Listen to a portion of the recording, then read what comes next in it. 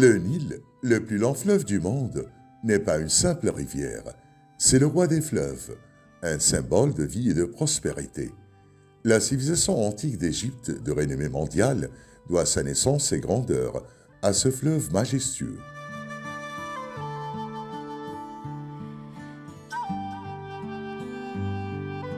Le Nil traverse plus de 11 pays africains, mais c'est en Égypte qu'il déploie toute sa puissance. Dans une région majoritairement désertique, il offre un contraste saisissant. Des rives fertiles entourées de sable aride.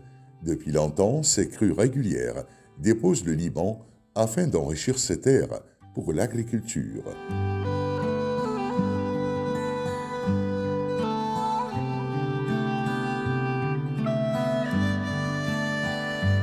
L'Égypte ancienne, l'une des plus grandes civilisations de l'histoire, doit son existence au Nil. Depuis des milliers d'années, les premières communautés agricoles se sont installées sur ses rives. Et grâce au Nil, les anciens Égyptiens ont pu développer une société très avancée. Le fleuve alimentait l'agriculture, encourageait le commerce et inspirait leur vision du monde. Les temples pharaoniques et pyramides et d'autres édifices archéologiques découverts à nos jours sont ainsi témoins d'une civilisation glorieuse et remarquable.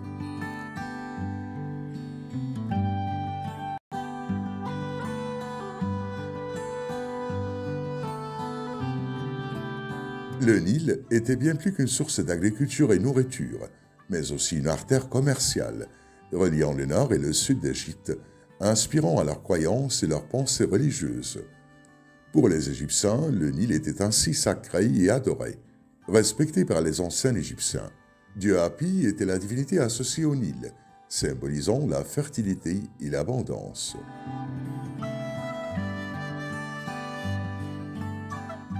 Aujourd'hui encore, le Nil reste vital pour l'Égypte moderne.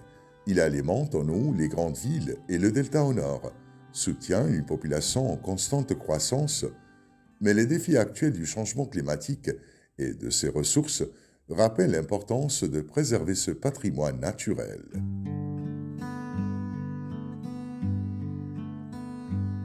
Le Nil, roi des fleuves, a offert à l'Égypte et aux Égyptiens bien plus que ses eaux douces. Il est le fil conducteur naturel de son histoire et son existence.